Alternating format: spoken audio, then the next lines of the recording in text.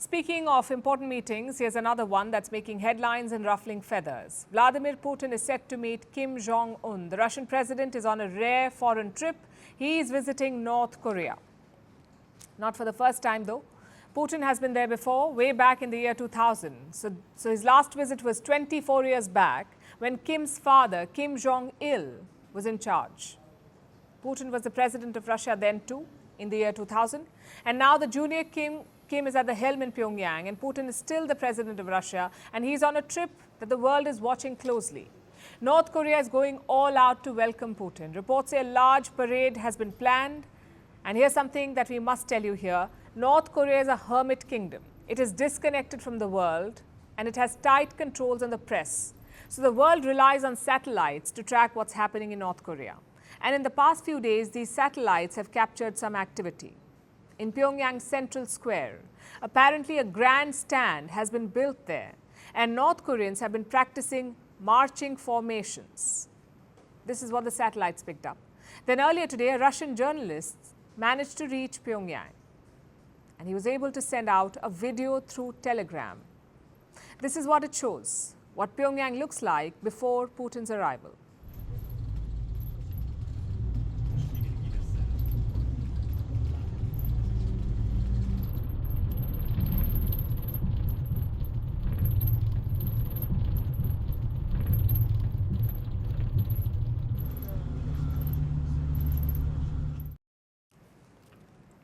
So Putin is set to receive a grand welcome. The picture should be worth looking at. What about the conversations? What's on the agenda? What are the expectations? There's been a fair bit of speculation on this. Russia and North Korea are expected to sign a new treaty of friendship, and Kremlin has been dropping hints. Listen to this. North Korea is our neighbor. It is a friendly country to us, with which we are developing bilateral relations. We will continue to do this. The potential for the development of our bilateral relations is significant. Again, we believe that our right to develop good relations with our neighbors should not be a concern to anyone and cannot, and should not be challenged by anyone. We want to be friends and no one should challenge this. He's basically talking about the West, of course. They're not happy with this turn of events and deepening ties between Russia and North Korea. The West is not happy. You see, Pyongyang has supported Russia's war in Ukraine. In 2022, they made a deal. Russia wanted North Korean artillery. Pyongyang wanted food in exchange. So both sides agreed to a barter. And Pyongyang has kept its word. It sent more than 6,000 containers to Russia. They were filled with munitions. Earlier this year, South Korea released an estimate. It said that the North may have sent more than 3 million artillery shells or 500,000 122 rounds. These are shells that are used in howitzers usually. In return, Pyongyang got food, also some raw materials to keep its weapons factories going. So it was a win-win deal. Now a deeper partnership is on the horizon. And at the core of this will be military supplies. Russia wants 3 things from North Korea: more ammunition, construction workers, and soldiers to fight the war in Ukraine. In return, North Korea could ask for more food supplies from Russia and more support for their military plans, specifically North Korea's missile and satellite programs. They've been working on these for years now, and any kind of support from Russia would help them. But is Putin willing to go that far to help North Korea with military and tech transfers? Well, it's very much a possibility because Putin's list of friends is short at the moment. He counts North Korea as an ally. He wants stronger resistance against the West, and for that, he's ready to work with Pyongyang. Earlier this month, Russia took an aim at South Korea. We observe with regret and concern the situation around the Korean Peninsula that is escalating and degrading day by day. This step by South Korea leads to escalation and a significant increase in the risk of dangerous incidents.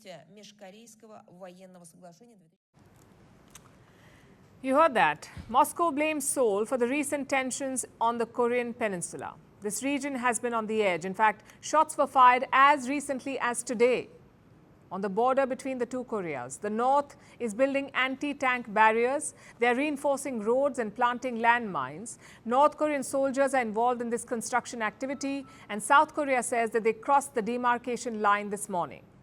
That's the de facto border between the two Koreas. Soldiers from the north are said to have crossed it today, so the south fired warning shots, forcing them to retreat. The North Korean military is carrying out various types of activities at the frontline area, including making barren land, planting landmines, reinforcing tactical roads, and installing unidentified structures which appear to be anti-tank barriers. That's not all. Pyongyang has indulged in psychological warfare as well. It's been sending trash-filled balloons to the south. It's also using loudspeakers at the border to blast propaganda messages. So the biggest provocations, I must say, are the missile tests. North Korea has been upping its game. In 2023, they test-fired more than 30 ballistic missiles. This year, they've conducted 5 tests so far, and these tests raise the threat of a conflict. The US and South Korea have responded with military drills, but Pyongyang remains undeterred. Now imagine what happens if Russia steps in and provides military aid to Kim. It will completely change the power dynamics, not to mention the security situation in the Korean Peninsula. Needless to say, the West is not enthused by the prospect. We're not concerned about the trip. What we are concerned about, Trevor, is the deepening relationship between these two countries. Not just because of the impacts it's going to have on the Ukrainian people, because we know North Korean ballistic missiles are still being used to hit Ukrainian targets, but because there could be some reciprocity here that could affect security on the Korean Peninsula. A war on the Korean Peninsula, the last thing that the world needs and the very last thing that the West can afford. They're already struggling to pay the bills for Ukraine.